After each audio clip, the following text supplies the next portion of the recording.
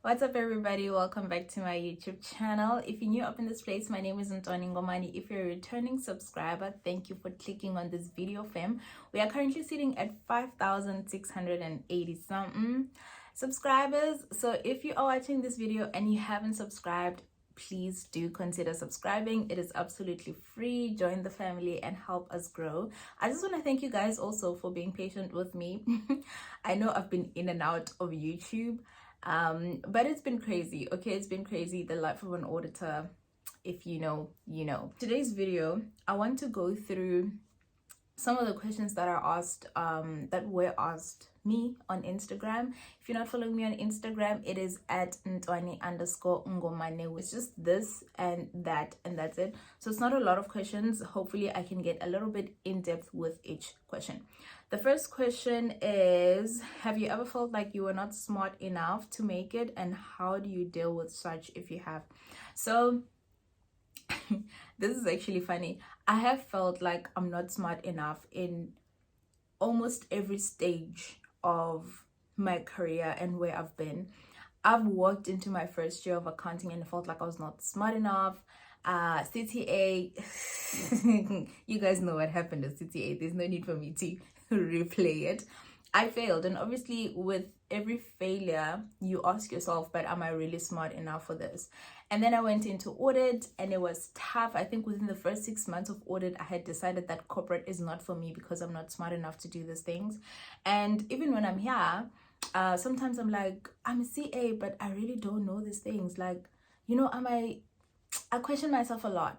But yes, it happens that you feel like you're not smart enough, but the only way to deal with it is to remind yourself that you have that seat on the table because there's something that you bring to the table. All right, I wouldn't have made it to CTA if I was not smart enough to handle CTA. I wouldn't have been accepted in an audit firm if I did not meet their criteria. I wouldn't have gotten an opportunity to be here as a chartered accountant if I didn't deserve to be here, and if my employer didn't think she has it to make it, you know. So just remind yourself that I got what it takes and I can do this. And even though I feel like I'm not smart enough now, that does not determine what I can do and what I'm capable of doing. Could you possibly relocate permanently to London or UK? Things are falling apart this side. I guess that means South Africa. So guys, this question me and my mates have been talking about this. Like, I use mates so much now. Like, am I becoming British? What's happening? Me and my friends have been actually talking about this permanent relocation thing, and I'm gonna do a separate video just talking on this topic alone because there's some few things that I found out in the past couple of weeks that I didn't know. But anyway, me and my friends have been talking about this, and yeah, I feel like I'm at that point where I'm undecided whether I want to permanently stay here or I want to come back to South Africa. Moving from South Africa, early Jan, I had always thought I'm just coming here to get a bit of experience, to get a bit of exposure, and then I'll go back to South Africa. That has always been my plan. I didn't fly here thinking, oh, I want to permanently stay in the UK. But now that I'm here, I don't know. I'm just like, the experience is a lot, guys. Like, the experience is a lot. There's still stuff I want to do. And even looking at my earning capability here, or like my earning potential, I stand to make a whole lot more in terms of living here than I could ever make in South Africa in my lifetime. So I know that sounds like, oh my god, she's there for the money, but at the end of the day, guys, in this economy you need money. So I stand to make a lot more money here and a better living that I could ever make in South Africa. But I'm also cognizant of the fact that South Africa is my home. South Africa is where my parents are, it's where my brothers are, is basically where my life is. So I'm undecided at this moment, and I don't know, things may change or I may come back. I guess we'll find out together. I'm not in the accounting stream. I just love your content. What time does the sun set?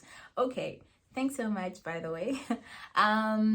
And also, just side note, I'm really trying to transform this channel into an inclusive channel. It started out being very straightforward to CAs and CA trainees, but I really want to expand it to people who are outside of the profession as well. So if you have any ideas on what kind of content you guys want, that is inclusive of everybody, please do drop it in the comment section.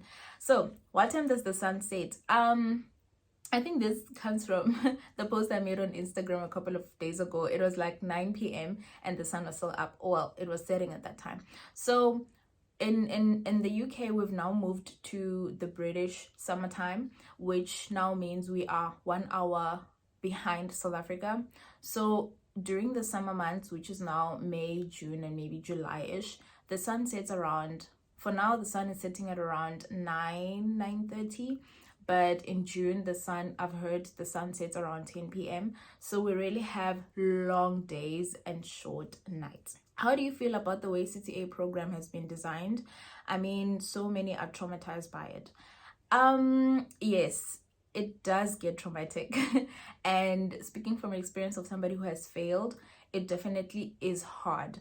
But I don't think it's about the way it's designed. I think it is designed that way to make sure that the very best of the best move on and make it to become CAs. I think, you know, the CTA, not even just the CTA, the whole SAICA program has been designed in such a way to make sure that by the time you enter into the profession, or you get to use that designation, you've gone through a very rigorous process of becoming a chartered accountant.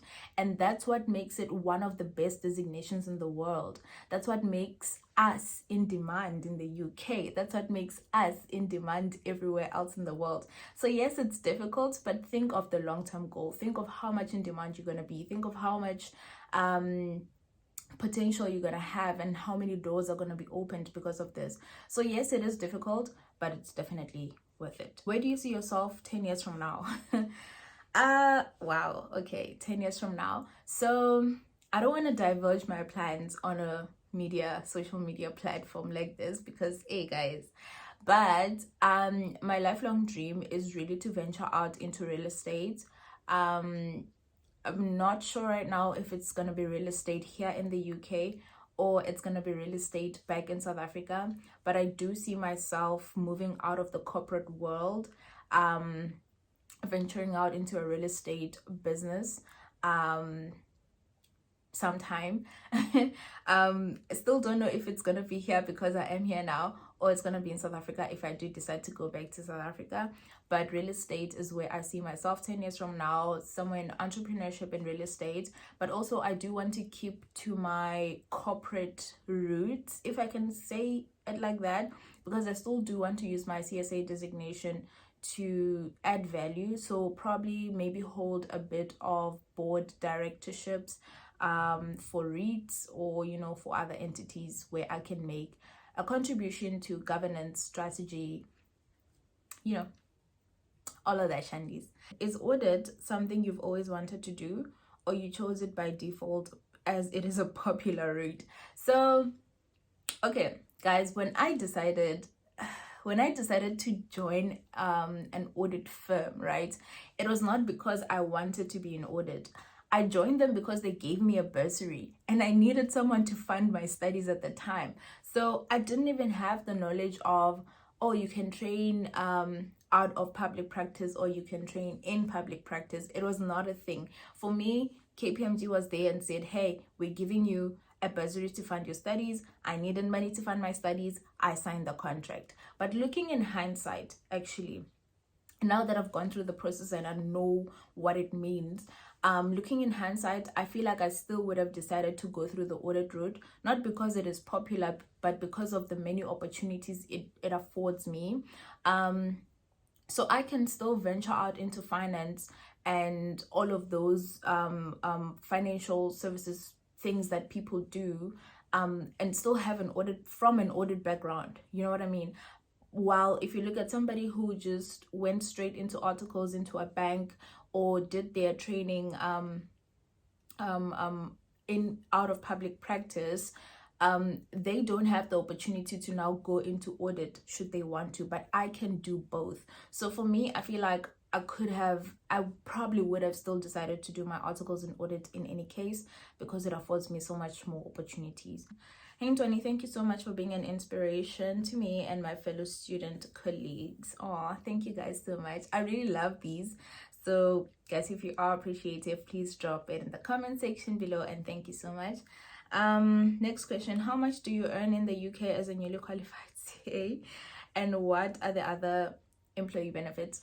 So okay, I'm gonna be frank with you, and I'm gonna be maybe straightforward-ish. When you're coming into the UK, the offer that you're gonna get is not an offer you're gonna get in South Africa. Number one, because obviously we're talking about a stronger currency here. So it's gonna be a quite considerable amount of money to what you would get in South Africa for the same role, right? But starting salaries in the UK are around 40k per annum. So in audit, right? I'm speaking about audit because that's where I'm at. In audit, you can start at around 40k. Also depends on the kind of firm that you're moving into. Obviously, big four firms will pay a bit more than that. Medium to smaller firms will probably start at around 40,000. Also depends on where you're coming to in the UK.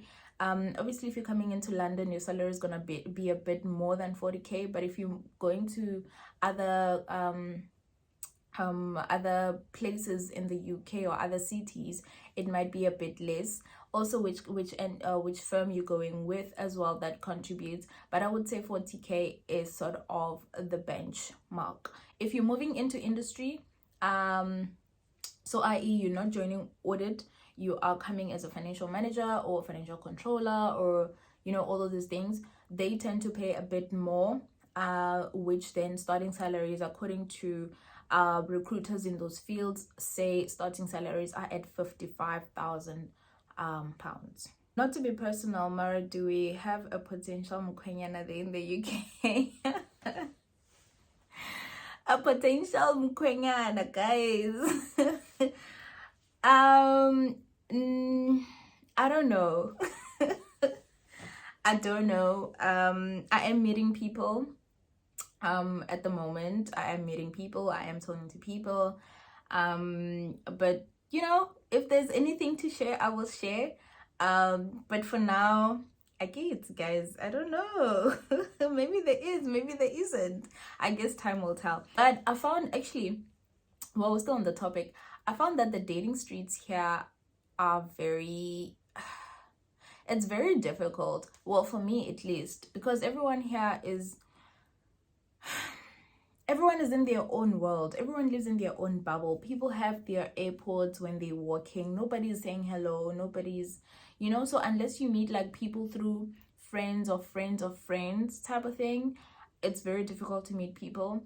And for me, personally, the friends that I have are people I came with from South Africa.